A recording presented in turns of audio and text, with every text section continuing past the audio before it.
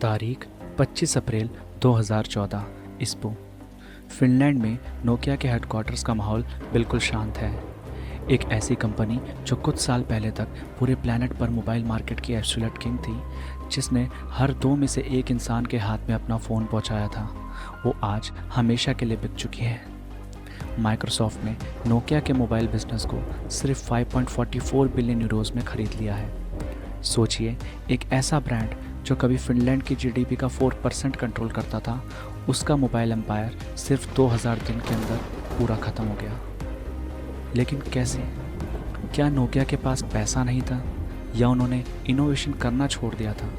नहीं, कहानी इससे कहीं ज़्यादा गहराई में छुपी है।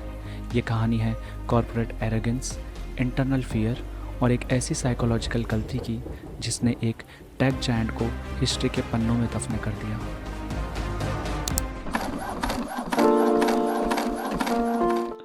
बहुत से लोग सोचते हैं कि नोकिया हमेशा से एक टेक कंपनी थी, लेकिन सच तो यह है कि 1865 में नोकिया एक छोटी सी पेपर मिल के रूप में शुरू हुई थी। यही नहीं, अगले कुछ सालों में यह कंपनी पेपर के साथ साथ rubber products, car tyres, cables और अपने मशहूर काले रबर बूट्स भी बनाने लगी। उस वक्त तक किसी ने सोचा भी नहीं होगा कि यही कंपनी मोबाइल फ़ोन्स की दुनिया पर राज करने वाली है। बदलाव आया 1992 में, जब विजनरी लीडर जोरमा ओलिला नोकिया के सीईओ बने। उस वक्त नोकिया फाइनेंशियल प्रेशर से गुजर रही थी। ओलिला ने एक बहुत बड़ा और रिस्की दांव खेला। उन्होंने धीरे धीरे रबर, पेपर और केबल और बाकी सारे नॉन टेलीकॉम बिजनेस से बाहर निकलने का फैसला किया और पूरी कंपनी का फोकस सिर्फ एक चीज़ पर कर दिया, मोबाइल टेलीफोनी। ये दाव सही बैठा। सिर्फ 6 साल बाद 1998 तक नोकिया ने मोटोरोला को पीछे छोड़कर दुनिया की सबसे बड़ी मोबाइल फ़ोन मैन्युफैक्चरर का ताज पहन लिया। कुछ ही सालों में नोकिया सिर्फ एक कंपनी नहीं थी, बल्कि रिलायबिलिटी का दूसरा नाम बन चुका था। उस दौर में नोकिया लगभग अनटचेबल लगती थी। जनवरी 2007, नोकिया का ग्लोबल स्मार्टफोन मार्केट शेयर अपने पीक पर है, लगभग 48%। कंपनी के एग्जीक्यूटिव्स को लगता है कि उन्हें कोई छू भी नहीं सकता।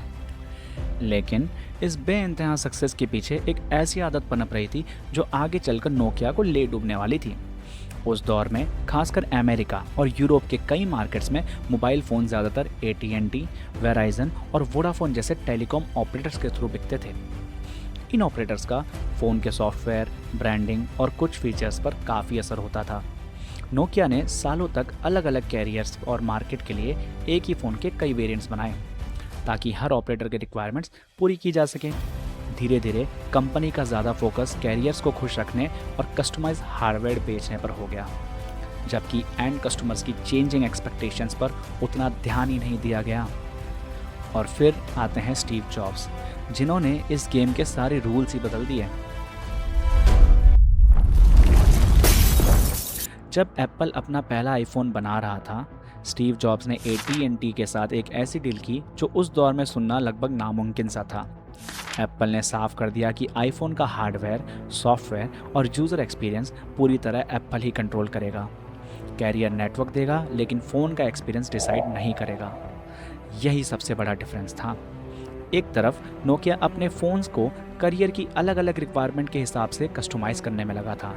दूसरी तरफ एप्पल एक ऐसा इकोसिस्टम बना रहा था जहां सॉफ्टवेयर, हार्डवेयर और अपडेट्स पूरा कंट्रोल सिर्फ एप्पल के पास था। और इसी एक फैसले ने स्मार्टफोन इंडस्ट्री की डायरेक्शन को हमेशा के लिए बदल दिया।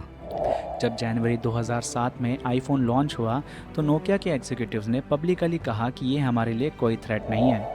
नोकिया के इंजीनियर्स ने आईफोन को एनालाइज किया। उन्होंने देखा कि इसमें 3G सपोर्ट नहीं था, बैटरी रिप्लेस नहीं की जा सकती थी और हार्डवेयर के हिसाब से उसमें कुछ कमियां भी थीं। और उन्होंने कहा यह सिर्फ एक ओवर प्राइस खिलौना है। लेकिन इसी एनालिसिस के बीच नोकिया एक बहुत बड़ी बात देख नहीं पाया। ये नोकिया का सबसे बड़ा साइकोलॉजिकल ब्लाइंड स्पॉट था। वो हार्डवेयर की कमियां गिना रहे थे, जबकि कस्टमर पहली बार सॉफ्टवेयर एक्सपीरियंस से प्यार कर रहे थे। लोग इस बात से ज़्यादा एक्साइटेड थे कि उस टच स्क्रीन पर इंटरनेट चल सकता है, फ़ोटो जूम हो सकती थी और आने वाले वक्त में नए नए ऐप्स चलने वाले थे। नोकिया अब भी खुद को एक मोबाइल फ़ोन कंपनी समझ रहा था, जबकि मार्केट धीरे धीरे एक सॉफ्टवेयर ड्रिवन कंप्यूटिंग प्लेटफॉर्म में बदल रहा था।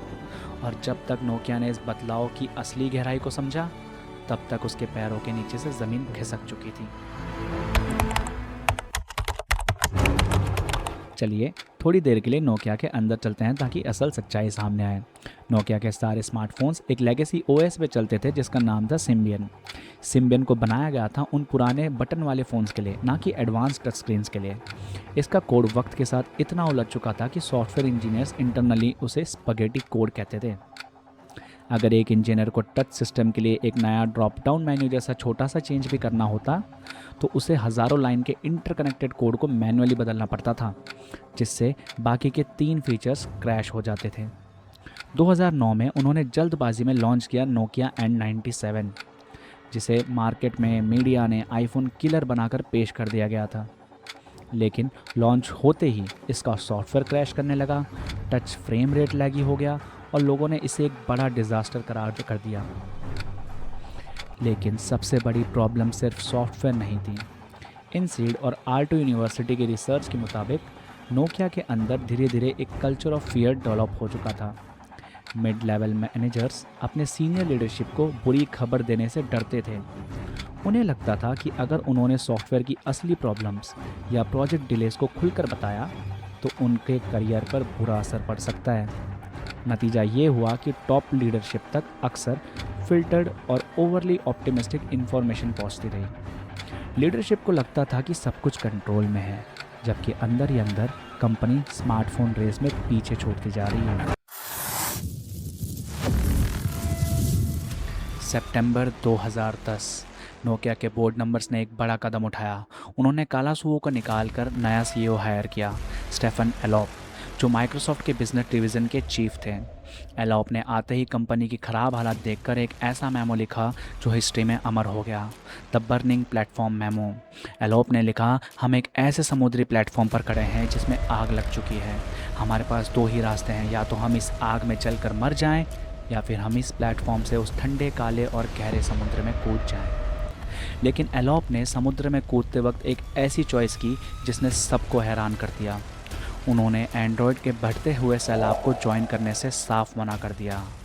उन्होंने नोकिया को माइक्रोसॉफ्ट के साथ एक एक्सक्लूसिव पार्टनरशिप में बांध दिया, विंडोज़ फ़ोन ओएस। ये फैसला एक तबाही साबित हुआ। विंडोज़ के पास ऐप्स ही नहीं थे, ना व्हाट्सएप सही से चलता था, ना यूट्यूब। कंज्यूमर्स ने नोकिया के नए लूमिया फ़ोन्स को हाथ लगाने से मना कर दिया क्योंकि उसमें उनके पसंदीदा ऐप्स ही नहीं थे। नोकिया का स्मार्टफोन मार्केट शेयर 3.5% पर आकर गिर गया। कुछ लोग तो एलोप को माइक्रोसॉफ्ट का एक ट्रोजन हॉर्स तक कहते थे, जिसने नोकिया को बर्बाद किया और फिर उसे सस्ते में माइक्रोसॉफ्ट को बेच दिया।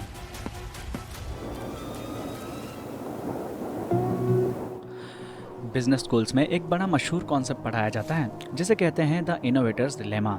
नोकिया ने डे टू डे लेवल पर कुछ भी गलत नहीं किया था। उन्होंने सॉलिड फ़ोन्स बनाए, अपनी सप्लाई चेन टॉप नॉच रखी और बिलियंस का नेट प्रॉफिट कमाया। उनका फॉल्ट बस यही था कि उन्होंने अपने बीते हुए प्रॉफिटेबल हार्डवेयर पास्ट को सरेंडर करने से मना कर दिया, जबकि सॉफ्टवेयर का भविष्य उनके दरवाजे पर दस्तक दे रहा था। नोकिया की ये दास्तान हमें ये सिखाती है कि तेज़ी से बदलती टेक दुनिया में अगर आप हमेशा वही करते रहेंगे जिसने आपको कल तक सक्सेस दिलाई थी, तो बिना कोई गलती किए भी आप हमेशा के लिए इस रेस से बाहर हो सकते हैं। नोकिया हार्डवेयर की कमी से नहीं मरा, वो बदलाव के डर से मरा। अगली बार जब आप अपने हाथ में एज टू एज स्मार्टफोन उठाएं तो याद रखिएगा, इस चमकती हुई स्क्रीन के पीछे एक पूरे मोबाइल एम्पायर का कब्रिस्तान छुपा हुआ है जो उस कंपनी ने खुद ही बनाया था।